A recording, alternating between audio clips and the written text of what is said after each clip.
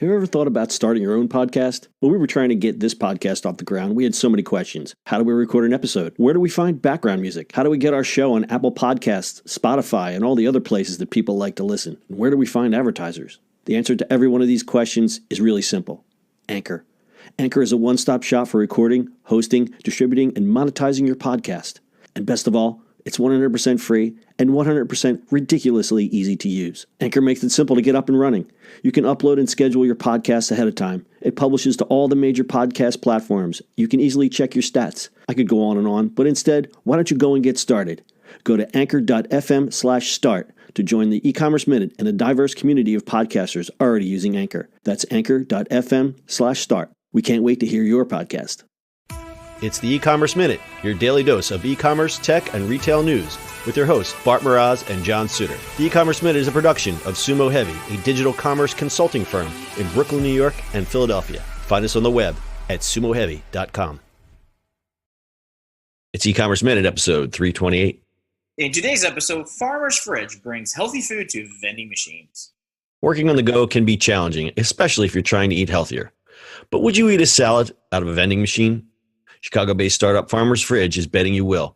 Farmer's Fridge makes eating healthy on the go as easy as using a vending machine. Items like delicious salads, bowls, and snacks are priced from $5 to $8. The company, launched in 2013, has grown to about 185 machines in Chicago and Milwaukee, with another 225 coming online by the end of this year.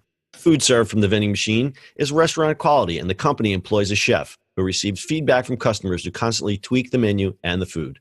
Staff also restocks the machines from the Farmer's Fridge warehouse via temperature-controlled vehicles where the meals are prepared each morning. The company states that waste is low, about 5%, thanks to its allocation algorithm that determines how much of each type of food to stock in each vending machine location. Leftover food is delivered to Greater Chicago Food Depository, a food bank that works in partnership with 700 agencies, including soup kitchens, shelters, and pantries. Farmer's Fridge vending machines can be found in airports, hospitals, and in traditional retailers like pharmacies, convenience stores, and even the Amazon Go store in Chicago. Recently, the company has added a new option for customers to pay via a mobile app and then collect their items by entering a code on the machine. The app ordering not only makes the process easier for consumers, but also lets Farmer's Fridge know that certain items are reserved, helping them better manage inventory. Farmer's Fridge recently closed a $30 million Series C round led by former Google CEO Eric Schmidt's innovation endeavors. The latest round of financing will help the company increase its Chicago staff while adding 400 to 500 more fridges in other Midwestern cities such as Detroit, Indianapolis, Cincinnati, and St. Louis by the end of next year. Farmer's Fridge. I like this. I want one now. That'd be great. Yeah, I want one from my house. So these are attractive-looking vending machines. I think what I read is they retrofit old vending machines to fit this because these are actually big containers full of salads and goodies. If you go on their website, Farmer's Fridge, farmersfridge.com. Funky-looking vending machines. Things come in. They look like, I guess they're plastic jars, big plastic jars with salads in them, and then you just mix them up when you get them. The stuff looks really good. Great assortment. Everything's fresh. We all know the food business is tough, and I think this is more of a logistics play than a food play because of putting this type of food in a vending machine. Is going to be rough. Rough to scale. It's not rough to do. I think scaling would be a problem if we're talking from a purely business standpoint, scaling this up, because then you have to have your warehouses located in such a way that, you know, they're not too far away. You've got your refrigerated trucks. Yeah, but if you think about it, like they probably should reload them right before lunch, right? So people, like, if you put them in, office buildings or anything like that, that's an easy shot, right? I would rather this than anything else, right? And one niche that they found is, for example, there's one in the Amazon Go store, and there's some in like just regular convenience stores, which is an obvious thing. Airports, totally obvious thing, and they do that just for the extra revenue. But they also locate these in hospitals where you've got shift workers working in the middle of the night. You know, the cafeteria might not be open, and to offer them fresh alternatives like this was really a no-brainer for hospital staff. So I think that's a great thing. And I want these in every airport possible. Yeah, right? I mean, you go through the airport and you got that $10 turkey sandwich, and you don't know when that thing was made. I mean, to be fair, airports have gotten better, and there's a lot more fresh options, but you're still going to hunt for them. Yeah, no, I agree. Getting stuck in an airport used to be a really horrible thing, and now it's only half as bad as it used to be. Yeah, but working, to me, like, I travel enough, so for me to just walk up and grab, a salad like that and just walk on the plane and you don't have to worry about it, this is fantastic.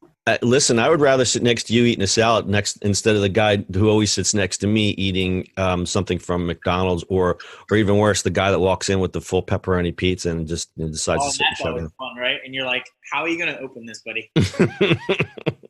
So in terms of market conditions, this seems to be good timing because the cost of refrigerators, from the motors to the touchscreens, that has fallen. We all know that consumers have a high demand for fresh food. That's really kind of the no-brainer out of this whole thing. And then the speed, right? Like, if they can get the logistics right and in enough places, this is gonna be good. Well, and here's the other thing with ordering food. I think consumers are used to ordering things on touchscreens now. It used to be a weird thing. Like if you remember when Wawa, our local convenience store, Wawa, that was the wildest thing. It was like you never talked to the person behind the counter because you would use the touchscreen.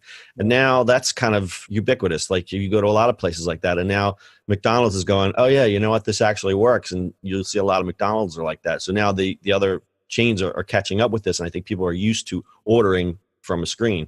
Well, so I think that's part of also like, because you can order on your phone, right? For food delivery, doing the same thing. You just happen to be standing in the restaurant. So the revenue model on Farmers Fresh, they basically just probably do a revenue share for most. I think like for a hospital, they might do a subsidized account, but these guys seem to be doing well. They're raising a bit of money. They won't disclose what kind of money they're making, but in one interview, I see CEO Luke Sanders said they went from making a couple hundred meals a day just 3 years ago to about 15,000 meals a day now. So that's pretty big. So keep an eye on them, see how they scale up. Again, I think it's just a logistics problem, but I think it's a great idea. It'd be interesting to put them in like CVS and Rite Aid and stuff like that, because those stores are everywhere, right? So yeah. If you work in Philly, you can pop in anywhere, right? So why not put them in places like that? Yeah, absolutely. I mean, I can think of 100 places it should go, but again, it's a logistics play. Anything with fresh food, that's a tough business to be in. Got anything else to add, Bart? That is it. I would like a salad now, though. What's that? I would like that salad now. Yeah, the pictures look delicious. You can look at their website, farmersfridge.co, and we'll also have pictures on our website, ecommerceminute.co. That is your e-commerce minute for today. We'll see you on the internet tomorrow. That's it for today's show. If you like the show, do us a favor and subscribe, or leave us a review on iTunes. And don't forget, you can now listen to the e-commerce minute on your Amazon device. Just add e-commerce minute to your flash briefing. And finally, if you have a comment or suggestion, or just want to say hi, find us on social media @Sumo Heavy.